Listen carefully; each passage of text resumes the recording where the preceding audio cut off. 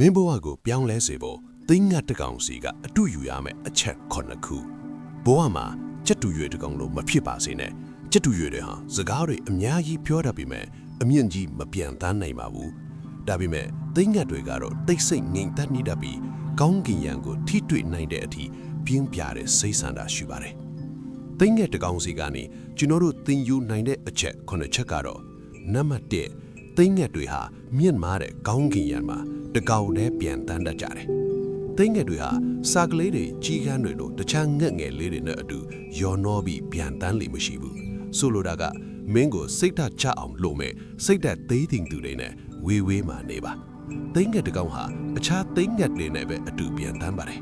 မင်းပေါင်းသိတဲ့လူတွေကမင်းဘလို့လူဖြစ်လာမလဲဆိုတာကိုအဆုံးအဖြတ်ပေးလိမ့်မယ်ဆိုတဲ့စကားအတိုင်းမိကောင်းဆွေကောင်းတွေကိုသာပေါင်းသိပါ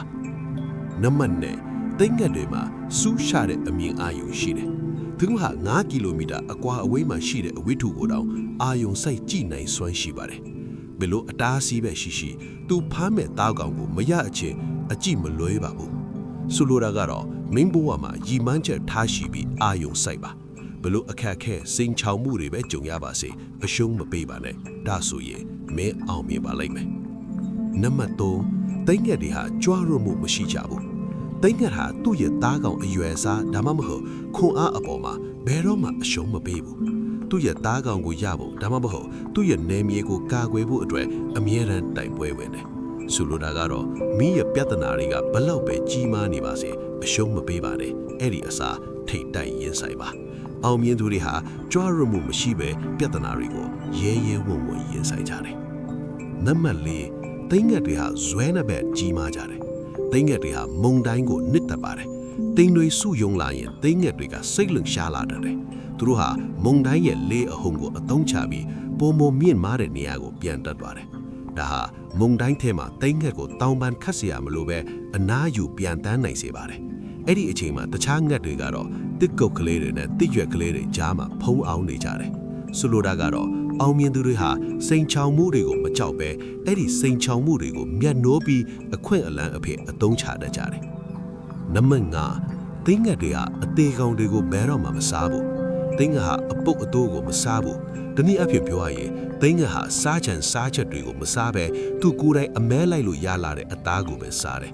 ဆိုလိုတာကတော့အတိတ်ကအောင်မြင်မှုတွေအပေါ်မှာပဲရက်တက်မနေပါနဲ့အောင်နိုင်စရာနဲမြေတစ်တွေကိုဆက်လက်ရှာဖွေပါအတိတ်ကိုအတိတ်မှာပဲထားခဲ့ပါနံပါတ်6သိငတ်တွေဟာဘဝအတွက်ပြင်ဆင်ကြတယ်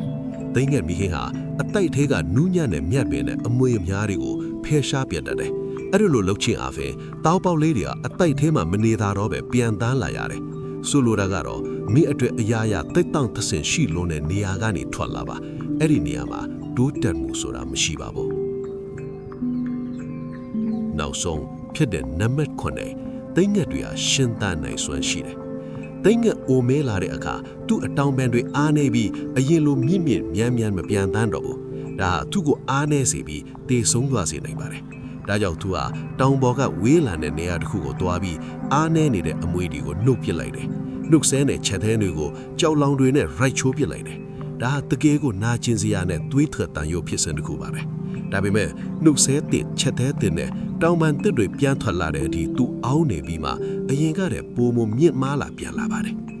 ဆိုလိုတာကတော့ကျွန်တော်တို့ဟာတခါတရံမှာအကျင့်ဟောင်းတွေကိုစွန့်လွတ်ဖို့လိုအပ်ပါတယ်ဘလောက်ပဲခက်ခဲပါစေကျွန်တော်တို့ကိုဝန်းထုပိုးရှိတဲ့အရာတွေအကျိုးမရှိတဲ့အရာတွေကိုစွန့်လွတ်လိုက်တင်ပါတယ်ဒီဗီဒီယိုကိုကြည့်ရှုပေးတဲ့အတွက်ကျေးဇူးတင်ပါတယ်